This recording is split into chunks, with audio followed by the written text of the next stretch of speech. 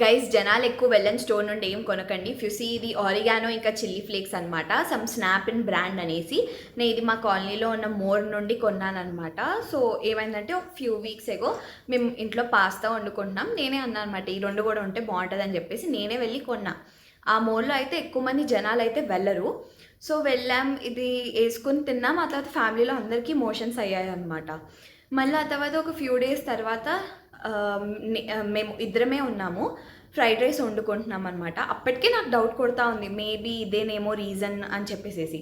ఇంకా fried rice మీద వేసుకుని తిన్నాం, మా ఇద్దరికి కూడా మళ్ళీ మోషన్స్ అయ్యాయి. సో ప్రాబ్లం అయితే వీటిల్లోనే ఉంది. మళ్ళీ ఎక్స్పైరీ కూడా ఒకటి మార్చ్ వరకు ఉంది, 2027 మార్చ్, ఇంకొకటి ఏమో 2027 ఏప్రిల్ వరకు ఉంది. వీటిని ఇలా అంటుంటే కూడా ఏమీ పోవట్లేదు. అంటే కొన్ని నేను చూసాను అనమాట కాలేజ్లో ఉన్నప్పుడు. హల్దీరామ్వే మా కాలేజ్లో క్యాంటీన్లో వచ్చేవి స్నాక్స్. ఇట్లా అంటే ఎరేజ్ అయిపోతాయి తెలుసా. అవైతే నేను కొనేదాన్ని కాదు, నేను నా ఫ్రెండ్స్ కొనేవాళ్ళం కాదు.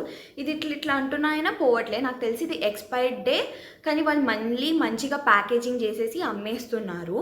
ఇది అయితే నాకు ఇప్పుడు కిచెన్ కబోర్డ్లో కనిపించింది అనమాట, అందుకని వీడియో చేస్తున్నాను. పడేయాలి దీన్ని అయితే అర్జెంట్గా. సో మీరు కూడా ఎక్కువ జనాలు వెళ్ళని స్టోర్ నుండి ఏం కొనకండి, అది మోర్ అయినా సరే, విజేత అయినా సరే, ఏదైనా సరే.